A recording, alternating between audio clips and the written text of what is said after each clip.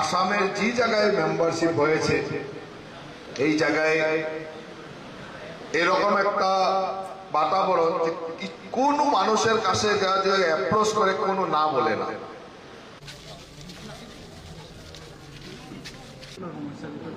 পানীয় জলৰ সমস্যাটো এনেকুৱা যে ইয়াত হাইলাকান্দি টাউনৰ যিটো স্কিম সেইটো যথেষ্ট পুৰণি আৰু পুৰণি স্কিমটোত বিশেষকৈ মটৰসমূহ বেয়া হৈ গৈছিলে। সেই সম্পৰ্কে আমি আলোচনা কৰিছোঁ আৰু ইমিডিয়েটলি নতুন মটৰ কিনিবৰ কাৰণে মই নিৰ্দেশনা দিছোঁ।